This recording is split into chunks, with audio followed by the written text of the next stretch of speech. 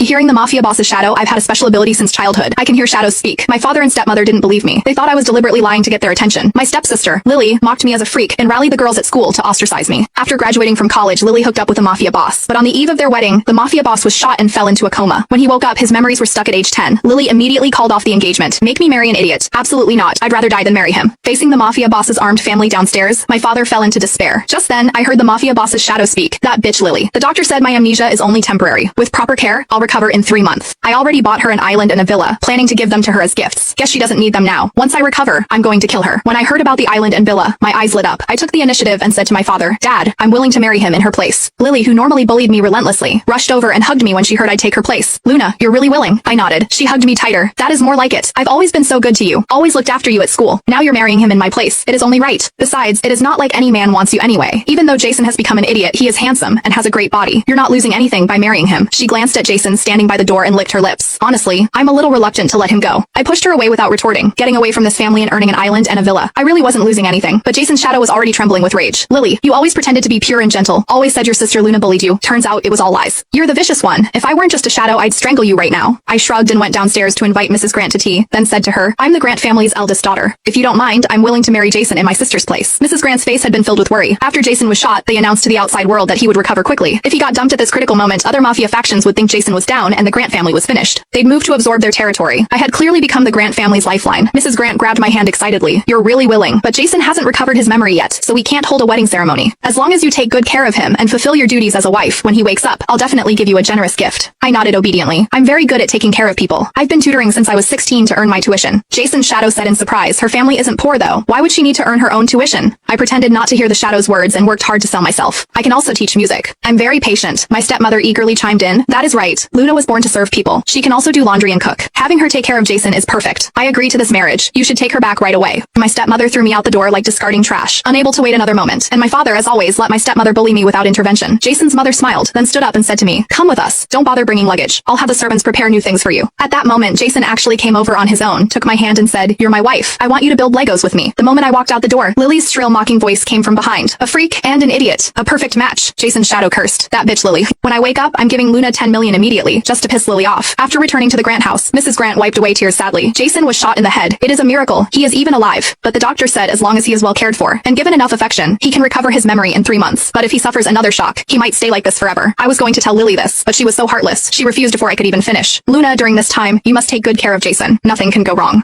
What Mrs. Grant meant was that I needed to stay by his side to help awaken his memories. At the same time, Jason's current condition couldn't be seen by outsiders. She was busy fending off attacks from competitors, so she needed someone trustworthy to stay with